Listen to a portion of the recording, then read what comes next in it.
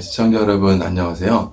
오늘 보면 요한복음 19장 28절에서 42절까지 말씀은 예수께서 죽으시고 장사 지내시는 장면을 보여줍니다. 28절을 보시면 예수께서 모든 일이 이미 이루어진 줄 아시고 라고 말씀하는데요. 무엇이 이루어졌다는 말일까요? 여기서 다 이루어졌다 라고 하는 말의 헬라어 원문은 테텔레스타이. 전도 폭발하신 분들은 아마 이 말을 들어보셨을 거예요.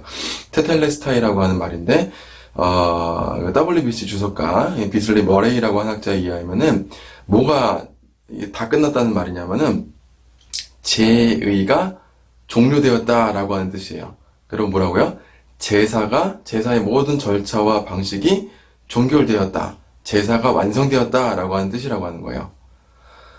예수께서 죽으시는 모든 순간순간마다의 장면들은 구약의 희생제사와 같은 제사의 그 절차들인데, 그것이 예수님의 죽음은 그것을 완성시켰다는 뜻이 되는 거예요. 그러니까 여러분, 예수님의 죽음 우리가 바라볼 때 그저 우리 마음의 감화, 그래서 예수님 죽어서 슬프시다라고 하는 눈물이 고이게 하는 그런 슬픔이 아닌 제의적이고 법정적인 의식으로 봐야 하는 것입니다. 쉽게 말해서 이런 것인데요.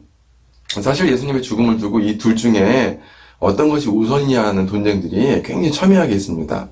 그러니까 예수님의 죽음이 우리 마음에 어떤 눈물을 흘리고 감화를 시키는 것을 의도한다는 도덕적 감화설이라고 해요.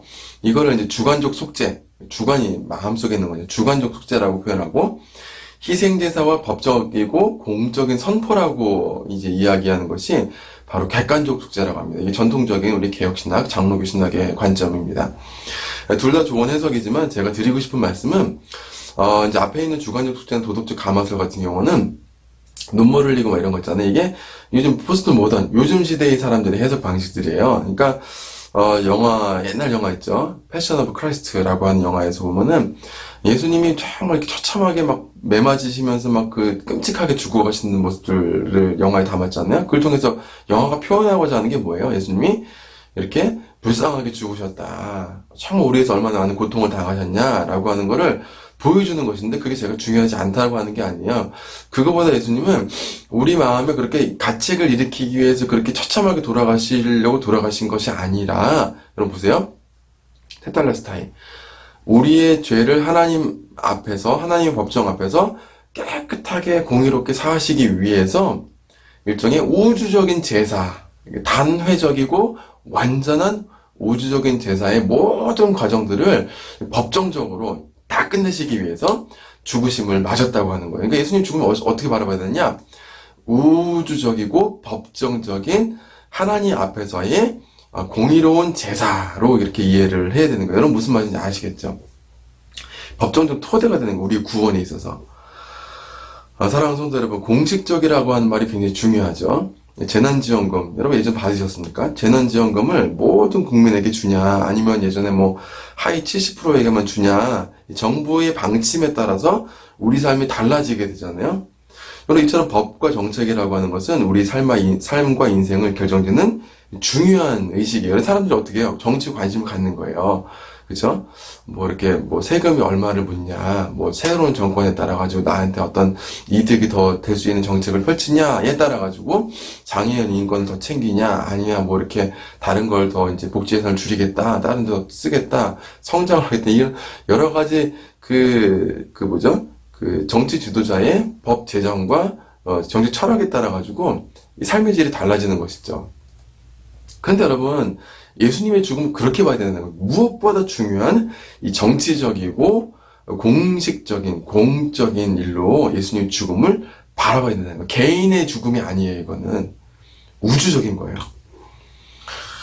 그런데 흔히 오해하는 것은 우리가 교회에 와서 신앙생활하는 것을 법적인 것이 아니라 굉장히 감정적인 것으로 이해를 해요. 신앙은 그냥 개인적인 거지 공적인 거 아니야. 그렇게 이해해요. 답하는 거죠. 목사님들도 그렇게 이해하는 경우들이 있어요. 그런 성경은 예수님의 사역이 전 우주적인 사역이고 공적인 사역이라고 말하고 있어요. 우리가 예수님의 죽음을 보면서 그 죽음을 헛되이 하지 않기 위해서는 그 죽음 앞에서 눈물을 짜고, 지금 우리가 고난 주간이잖아요. 눈물을 흘리고 예수님 정말 죄송해요 라고 하는 것도 중요하지만, 회개하는 건 중요하지만, 예수님의 죽음이 우주적 제의, 즉 하나님 앞에서 일어나는 완전한 제사구나 라고 하는 것을 찬양하고 굳게 믿고, 그 약속 위에, 성취된 약속 위에 우리 삶의 토대를 짓는 것이 중요하다는 거예요. 사랑하는 성도 여러분, 여러분의 신앙생활은 어떻습니까? 열심히 그냥 종교생활을 하는 것입니까? 하나님께 원하는 것들을 최대한 많이 얻어내려고 노력하는 것입니까? 상처 입은 마음을 위로받으려고 찾아가는 것입니까? 물론 다 중요합니다. 그러나 이 모든 것을 가능하게 하는 토대가 있는데, 그게 뭐냐? 예수님이 하신 일, 그것을 우리 삶의 토대로 여기는 거예요. 우주적인 새로운 시대와 새로운 나라에 대한 토대로 온 예수님의 죽으심을 이해를 하는 거예요. 재난지원금 받는 것보다, 정권이 바뀌는 것보다 더 중요한 일이 바로 이 공식적인 전 우주적 예식인, 우리가 하나님 나라를 입국하는데 필요한, 우리가 하나님 나라로 들어가게 되는 결정적인 법적인 절차가 뭐냐? 오늘 예수님 죽으심의 그 절차마다 있는 희생 제사라고 하는 거예요. 재난지원금 예전 잘 쓰셨어요, 여러분? 우리에겐 써도 줄지 않는 은혜가 있어요. 특권이 있는 거예요. 여러분은 하나님 나라의 국민이고 그 나라의 권리를 행사할 수 있는 명예로운 시민들이에요. 바로 오늘 예수 그리스도의 죽음에 근거한, 그 제사에 근거한 의의예요. 여러분과 제가 갖고 있는 특권이에요. 할렐루야. 따라서 우리가 예수님의 죽음을 읽을 때 소설이 아닌 법적인 증인으로서 목격하는 마음으로 읽어야 합니다. 픽션이 아니라, 감동적인 이야기가 아니라 우주적인 선포예요.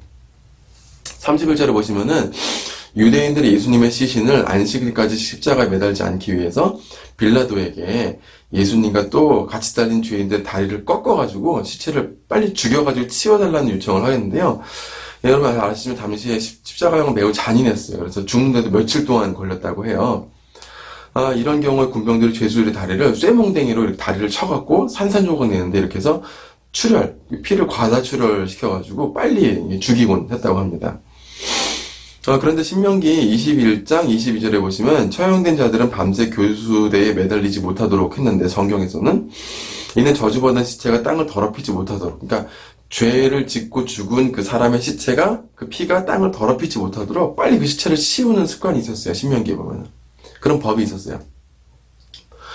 따라서 유대인들의 요청은 예수님의 시신을 배려하기 위해서 빨리 치워달라는 게 아니라, 예수님이 이제 고통당하니까 빨리 죽여서 치워달라는 그런 배려가 아니라, 하나님께 저주받은 예수님 그 더러운 시신을 빨리 땅이 더럽혀지지 않도록 치워달라는 요청이었어요. 그러니까 굉장히 예수님을 죽어서까지 굉장히 혐오하는 모습이에요. 얼마나 예수님 불쌍합니까?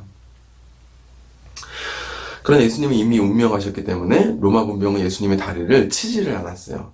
근데 잘 보세요, 여러분. 이거는 출애굽기 12장 46절과 민수기 9장 12절에 유월절 의식에 어린 양의 다리를 꺾지 말라고 하는 이 예언이 성취되는 거예요. 또한 시편 34편 20절에 그 모든 뼈를 보호하시며 그 중에 하나도 꺾이지 아니하도다 라고 하는 말씀이 성취되는 거예요. 여러분 한번 보세요. 공부를 많이 하면 뭐예요? 신학 교수고 박사학위가 있으면 뭐예요? 네? 예수님의 죽음을 믿지 않아요. 그것이 하나님과 우주가 화해되는 완벽한 제사의 절차임을 전혀 깨닫지 못하고 있어, 성경 박사들이. 성경에서 지금 예언한 대로 예수님 죽음이 하나씩 이루어지고 있잖아요. 근데 그걸 왜 몰라요? 그러나 예수님을 따르던 평범한 시골 어부들은 이 죽음이 무엇을 의미하는지를 알 수 있는 그 믿음과 영광을 얻게 되었습니다. 할렐루야. 여러분, 무엇이 중요합니까? 한 주간 여러분 많은 어려움에 처하실 때 기억하시길 바라요. 주님이 자신의 죽음과 고통으로 우리에게 주신 유익을 기억하시길 바라요. 저와 여러분이 아무리 힘들어도 하나님 나라 시민이라고 하는 것은 절대로 변치 않아요. 우리는 하나님 나라의 백성이고 하나님의 통치를 받는 특권을 가진 사람들이에요. 이게 여러분과 제가 잘하고 못하고에 달려있는 게 아니라고 하는 거예요. 오늘 말씀처럼 예수께서 단회적으로 이루신 이 완벽한 제사 위에 여러분과 저의 삶은 지금 세워져 있는 거예요. 그러니 여러분 두려워하지 마시고, 고난 주간 가운데 마음껏 눈물을 흘리시고 마음껏 회개하시고 주님 앞에 돌이키세요. 하지만 우리가 잘못한다고 할지라도 하나님의 백성 되었다고 듣고는 절대로 변치 않고 취소되지 않는 사실이에요. 여기서 위안을 가지시고 삶이 흔들릴 때마다 여러분 정권이 바뀌었다고 해서 좋아하지도 마시고 싫어하지도 마시고 그건 우리가 하나님 나라 전하는데 절대로 손해보거나 이득이 되거나 하는 게 아니에요.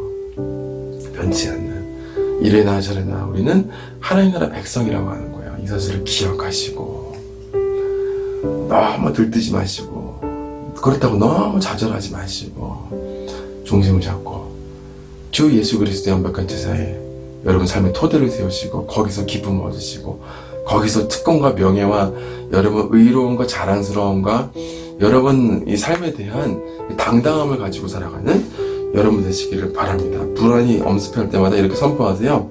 주의 공로 위에 서리라. 세상이 내 모든 것들을 빼앗길 때 내게 있는 진정한 기쁨이 더욱더 빛날 것이다 라고 살아가는 여러분 되시기를 주의 이름으로 축원합니다. 주의 공로 위에 서시는 남은 한 주간 되시기를 바랍니다. 시청해주셔서 감사합니다.